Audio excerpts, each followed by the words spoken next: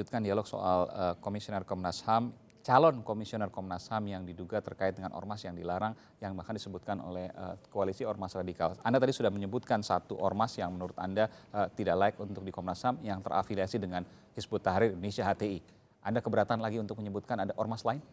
Ya, pertama kemudian kami harus mengklarifikasi bahwa yang kemudian harus dipandang bahwa sebagai radikal bukan hanya sebagai teroris. Radikal tidak melulu terkait dengan teroris? Radikal kami pandang bahwa itu adalah suatu pandangan kemudian atau ideologi untuk melakukan perubahan tetapi kemudian dilakukan secara intoleransi. Artinya lebih kecenderungan pada kelompok-kelompok intoleran tetapi yang kemudian lebih bersifat tindakannya ada yang kemudian destruktif atau secara menerus-menerus melakukan perjuangan seperti itu. Jadi saya ubah ormas intoleran lah gitu ya? Kami memandang seperti itu. Tetapi selain HTI, Anda menemukan lagi? kami juga mendapatkan ada di sini sebagai entah anggota ataupun simpatisan pengurus dari FPI. HTI dan FPI. Ya. Stop sampai di situ, saya ingin bertanya dulu ke Pak Makarim Wibisono. Pak Makarim sebagai anggota dari Pansel Komnas HAM 2017-2022. Apa yang disampaikan tadi, betul apa yang terjadi Pak? Jadi kami tadi semua anggota dari panitia seleksi lengkap ya, terdiri dari 6 orang bertemu dengan koalisi ya yang memberikan laporannya hasil kerjanya selama ini dan selanjutnya diserahkan kepada kita ya untuk dipertimbangkan. Ya. Kami merasa berterima kasih ya atas masukan-masukan yang diberikan oleh koalisi karena selama ini Pansel juga meminta input-input dari berbagai sumber, misalnya saja dari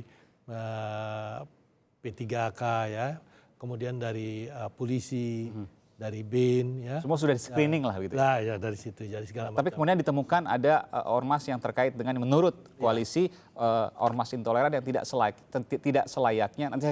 Nanti saya akan tanyakan kenapa kemudian ini menjadi permasalahan. Tapi saya akan tanyakan dulu, betul ada ormas-ormas yang terafiliasi dengan ormas tersebut? Betul ada anggota yang mendaftarkan sebagai calon anggota Komnas HAM 2017-2022 yang terafiliasi dengan dua kelompok tadi, HTI dan FPI?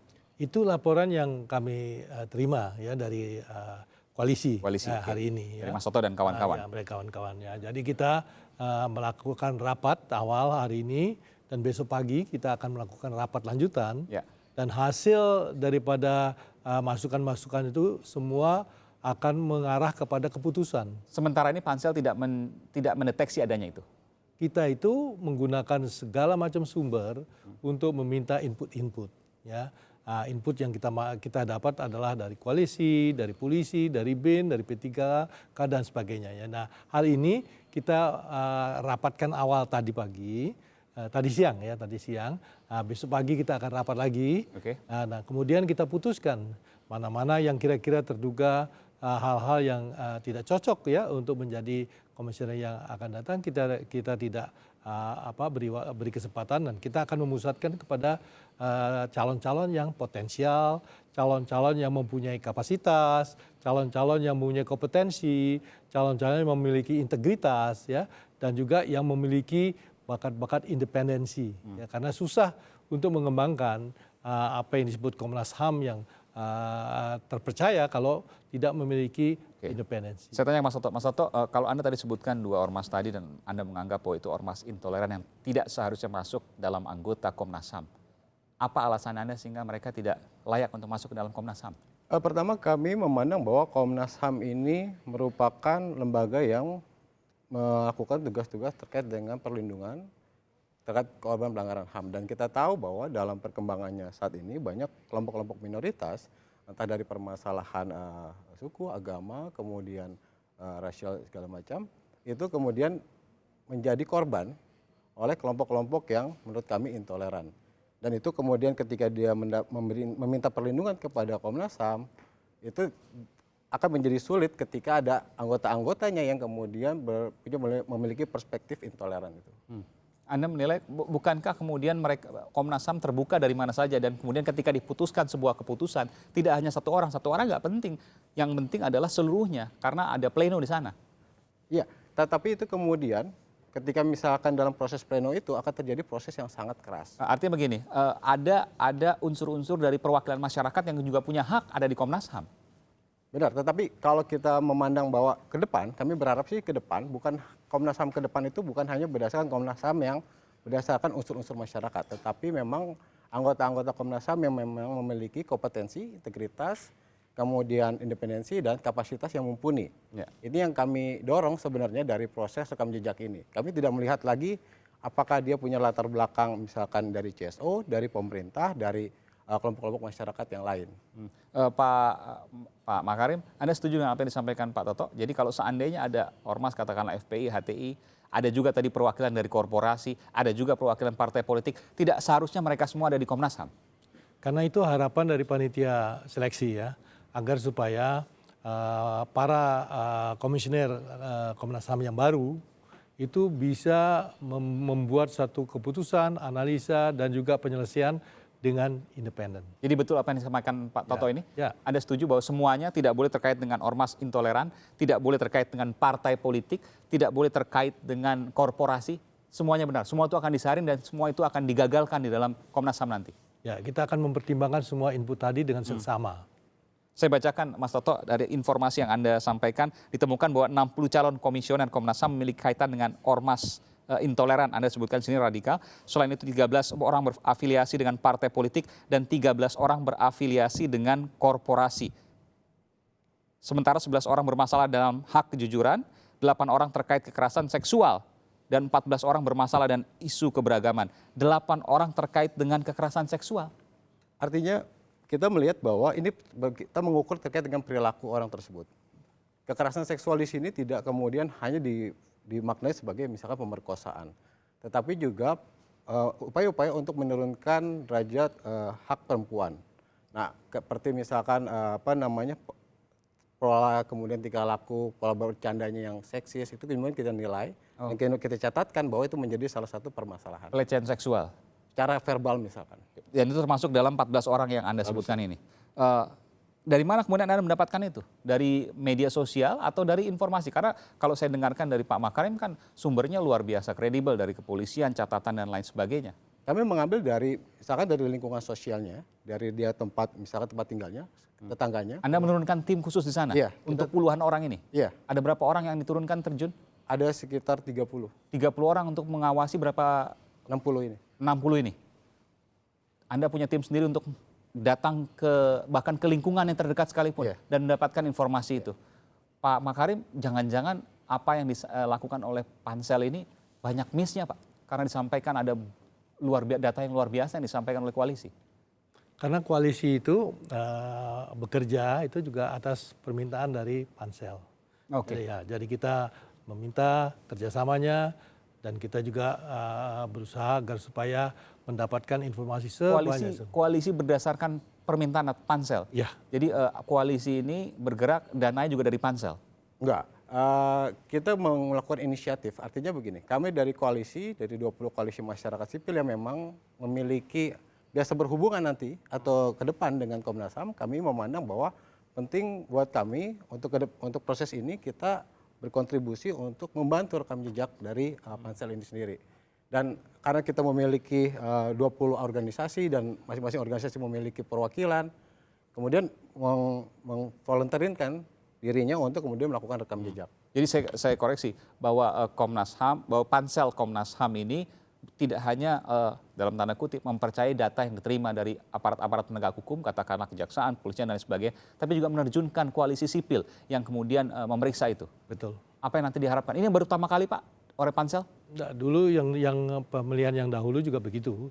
Tetapi kalau boleh saya secara jelas ya mengatakan bahwa masukan yang diberikan oleh koalisi kali ini sangat lengkap. Sangat lengkap. Sangat lengkap dan juga dengan usaha-usaha yang gigih sampai ke misalnya saja melakukan wawancara ya. Sampai ke lingkungan rumahnya luar biasa. Lingkungan rumah gitu. Jadi saya rasa ini suatu gejala bagus ya karena ini merupakan proses yang partisipatorinya ya. Jadi semua ikut terlibat di dalam proses ini. Sekarang posisi ada 90, Pak Makarim. 60. 60. Dan 60-nya semua terindikasi ada dalam tanda kutip ada kekurangan.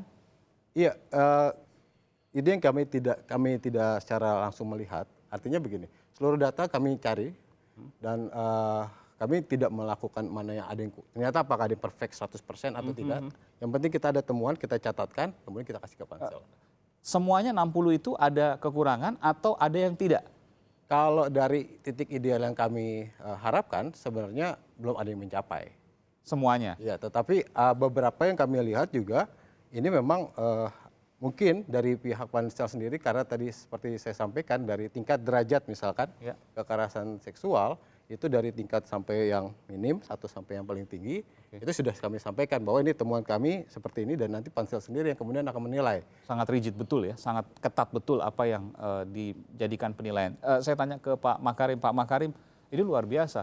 Jadi nanti pansel harus memilih the best from the worst. Kita mengharapkan ya bahwa nanti input-input yang kita peroleh tadi itu menjadi suatu masukan yang akan kita pakai untuk memutuskan ya. Harus memilih yang terbaik dari yang terburuk. Saya tidak sependapat dengan penilaian itu karena banyak juga ya calon-calon yang masuk di situ adalah calon-calon yang baik ya, calon-calon yang mempunyai kompetensi, memahami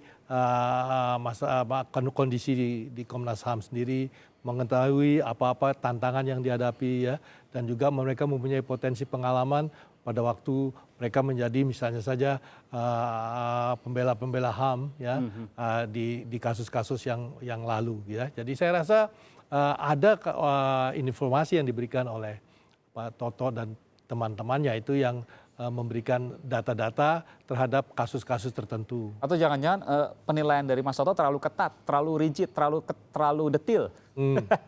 Iya, memang Gimana Pak Makarim? Gimana Pak Makarim? Jangan seperti itu. Saya rasa semua input ya, semua ya, informasi yang ada itu berharga. Terutama di dalam proses yang saat ini. Kenapa? Karena semua anggota panitia seleksi berikhtiar bahwa kalau bisa komisioner baru yang akan terpilih ini akan bisa membawa perubahan ya kepada cara kerja maupun juga kinerja daripada Komnas HAM yang baru ini. Apa yang diharapkan lebih baik dari Komnas HAM yang saat ini sudah ada? Kalau dilihat ya bahwa Komnas HAM saat ini itu menunjukkan tidak kohesif ya antara sesama. Padahal maksud daripada keberagaman anggota Komnas HAM itu adalah untuk memberikan angle yang lebih luas, tetapi begitu terjadi sesuatu deliberasi, muncul satu kesepakatan yang disepakati oleh semua. Kurang solid lah. Gitu. Kurang solid. Ya. Apa yang diharapkan terakhir? Pertama kami berharap bahwa calon Komnas HAM ke depan itu, anggota Komnas HAM ke depan selain memiliki pemahaman yang komprehensif, artinya ini menjadi catatan buat kami juga bahwa tidak semua memang memiliki pemahaman yang komprehensif terkait dengan isu hak asasi manusia. Misalkan dia sangat paham terkait dengan hak atas kebebasan beragama, tetapi mungkin dia kurang paham dengan hak asasi lingkungan. Jadi itu nanti kita bisa sebenarnya poin-poin itu bisa kita mendorong untuk memberikan peningkatan pemahaman. Karena bagaimanapun kami dari organisasi masyarakat sipil akan melakukan kerjasama dengan Komnas HAM. Kemudian juga terkait dengan selain terkait dengan pemahaman juga terkait dengan integritas orang anggota itu tersebut. Bahwa kemudian apa yang kami sampaikan terjadi afiliasi, ada praktik-praktik atau perilaku-perilaku yang sedikit atau memang menyimpang, itu kemudian berharap ini menjadi catatan dan orang yang kemudian dipilih perilakunya juga baik, masih bisa diperbaiki, tingkatan pemahamannya juga baik dan masih bisa ditingkatkan. Ada dua yang saya catat dari apa yang terjadi belakangan ini. Yang pertama adalah soal keadilan, yang kedua adalah soal kebinekaan. Dan dua hal itu adalah dua hal yang harus diselesaikan atau setidaknya nanti akan menjadi tanggung jawab utama dari Komnas HAM yang baru. Terima kasih Pak Makarim Wibisono, pansel dari Komnas HAM 2017-2022 dan juga Mas Toto dari Koalisi Perhimpunan Bantuan Hukum Indonesia, PBHI ya? Koalisi Selamatkan Komnas HAM. Koalisi Selamatkan Komnas HAM. Terima kasih yang merupakan amanat dari pansel Komnas HAM 2017-2022. Terima kasih telah memberikan informasi di Kompas Petang.